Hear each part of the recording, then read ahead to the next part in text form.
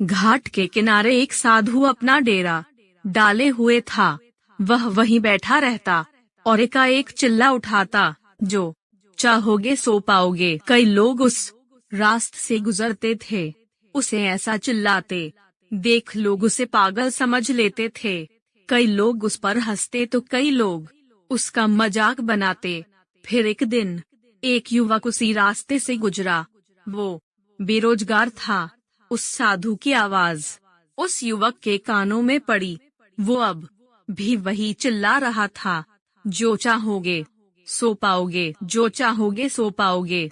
यह सुनकर युवक साधु के पास पहुंच गया और उससे पूछा कि क्या सच में जो मैं चाहूंगा वो मुझे मिल जाएगा? क्या आप सही में मुझे दे सकते हो? इस पर साधु बोला कि सबसे पहले तुम्हें ये बताना होगा कि तुम क्या चाहते हैं। तब युवक बोला, बाबा, मैं चाहता हूँ कि मैं एक बहुत बड़ा हीरो का व्यापारी बनूं। क्या आप इस इच्छा को पूरा कर सकते हैं? साधु ने कहा, जरूर बेटा, मैं तुम्हें 2 चीजें देता हूँ। इसमें एक हीरा है और एक मोती। इनसे तुम जितने चाहे हीरे मोती बना सकते हो। यह सुनकर युवक बेहद खुश हो गया। साधु ने युवक से कहा कि वो अपनी दोनों हथेलियां आगे बढ़ाए।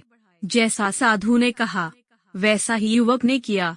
साधु ने युवक की पहली हथेली पर अपना हाथ रखा, फिर कहा कि यह सबसे अनमोल हीरा है। इससे तुम जितने चाहे हीरे बना सकते हो। यह हीरा समय है। इसे मुट्ठी में जकड़ कर रखना। इसे कभी भी हाथ से निकलने मत देना। फिर साधु ने युवक की दूसरी हथेली पर मोती रखा और कहा कि अगर किसी भी काम में समय लग रहा हो तब इस मोती को धारण कर लेना। यह मोती धैर्य है।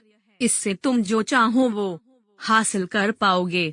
साधु की बातें सुन युवक ने धन्यवाद किया और वहां से चल दिया। साधु से उसे 2 गुरु मंत्र मिले थे। उसने सोच लिया था कि वो समय नहीं गंवाएगा और धैर्य से काम लेगा। कुछ ही समय बाद युवक ने एक बड़े हीरे के व्यापारी के पास काम करना शुरू कर दिया। वह व्यवसाय का हर गुण सीखता चला गया और कुछ समय बाद हीरे का बड़ा व्यापारी बन गया।